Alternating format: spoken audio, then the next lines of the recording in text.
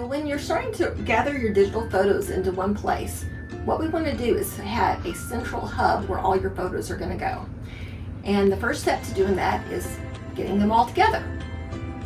What we're going to do is, this is an external hard drive that has a program on it that you can plug it into your computer, and it will search your computer and find all the photos that are on it. So even if you don't know which folder they're in, or if you have duplicates or whatever, we plug this in and it searches the computer and gathers those all up.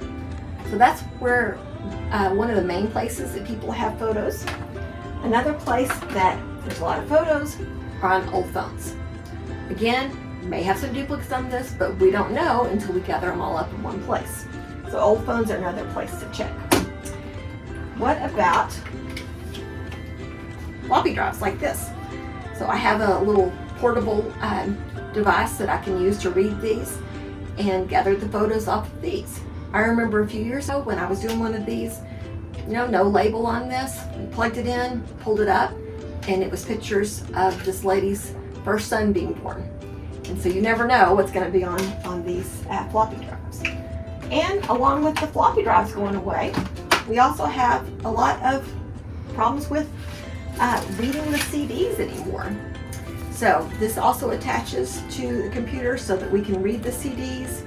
Sometimes they have been scratched, sometimes you can't read them anymore.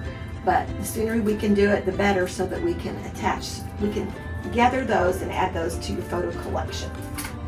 Of course, you also have thumb drives of all sorts, from cruises, from photographers, all that kind of thing that you want to gather up.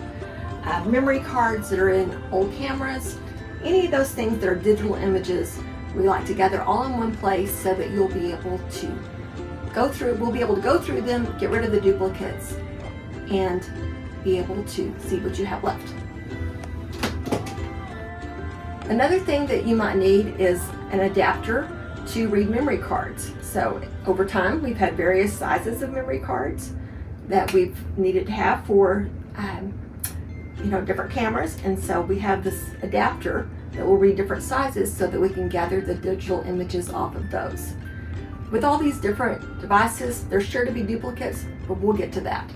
Okay, so once you have all those devices gathered together, you're starting to build your collection. And so this is an example of what program we put all these photos into. And the nice thing about this is that when the photos have the correct date on them, they're going to be by year in the bottom of the screen here. So this is really the next step for us getting everything together in one place. Once we have it all in one place, then we can look at it and figure out where the duplicates are.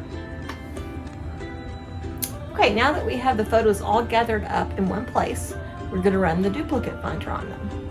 So I've exported the photos to a folder, and then I'm going to bring that over here to our duplicate finder.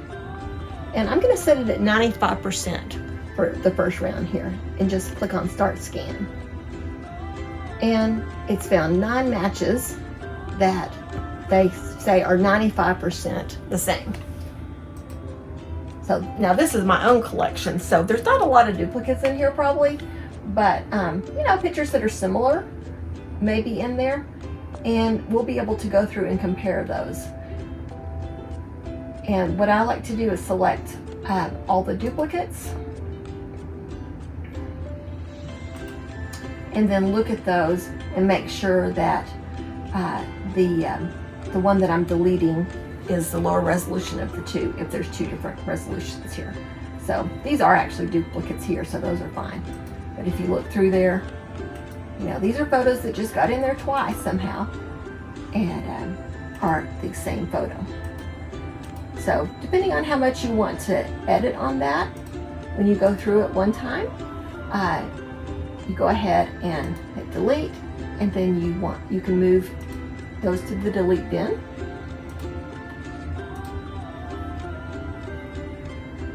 And then if you want to go back through them again, you can go back and do a new scan and adjust it again. So if you think, well, I'm okay with pictures that are 90% the same, you can start the scan again on that. And well, we came up with pretty close. But look, So you can tell the difference on this. Like this one, Emily's looking up, and then this one, she's looking over to the side. So, you know, sometimes it's really subtle differences between photos, but the last batch that I went through like this, it was about half of the photos were duplicates. And so this is a really good way that you can narrow down your photo collection and get them all curated so that you can enjoy what's left.